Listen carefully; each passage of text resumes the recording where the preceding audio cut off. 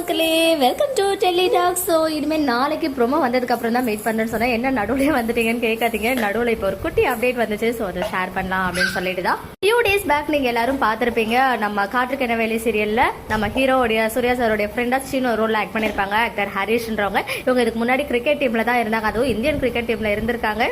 அதுக்கப்புறமா அவங்களுடைய fashion acting அப்படின்றதுனால இங்கே வந்துட்டேன் அப்படின்னு சொல்லிட்டு அந்த டைமில் எனக்கு சொல்லியிருந்தாங்க. ஸோ அதுக்கப்புறம் ஈவன் சீரியலில் இருந்து கூட அவங்க பாதிலே ஸ்டாப் ஆனதுக்கு ரீசன் அவங்க மூவிஸில் கான்சென்ட்ரேட் பண்ணுறேன் அப்படின்ற மாதிரி. இப்போ ஒரு பெரிய மூவி சூர்யா சாரோட மூவியில் அப்படியே சூர்யா சார் பக்கத்தில் நின்று ஏதோ ஒரு வில்லனிசம் பண்ணியிருக்காங்க. ஸோ அதுக்கு வந்து நம்ம சுவாமியுமே வந்து விஷயம் பண்ணியிருந்தாங்க. இப்போ வந்து பார்த்தீங்கன்னா இவங்க வந்து ரீயூனியன் ஆகியிருக்காங்க. ரொம்ப நாளைக்கு அப்புறம் SS combo Suriya Seenu combo வந்து ரொம்ப நாளைக்கு கழிச்சு மீட் பண்ணியிருக்கோம். அவங்க மட்டும் இல்லாமல் என்னுடைய கோச்சான பிரகாஷ் சாரையுமே மீட் பண்ணியிருக்கேன் அப்படின்னு சொல்லிட்டு ஒரு பிக்சர், அழகான பிக்சர் ஷேர் பண்ணியிருக்காங்க. ஸோ எனக்குமே பார்த்த உடனே அந்த பழைய மெமரிஸ் எல்லாம் வந்து போச்சுன்னு தான் சொல்லணும். அண்ட் அதை வந்து நம்ம சுவாமியுமே ரீஷேர் பண்ணியிருக்காங்க. The man, the myth and the legend அப்படின்னு சொல்லிட்டு.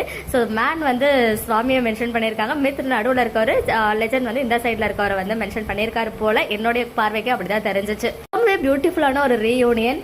ஆஃப் ஸ்க்ரீன்லயும் ஆன் ஸ்க்ரீன்லயும் அதே ஃப்ரெண்ட்ஷிப் பாண்டிங் இப்போ வரைக்கும் மெயின்டைன் பண்ணிருக்கிறது பார்க்கறதுக்கு இன்னுமே ஹாப்பியா இருக்கு.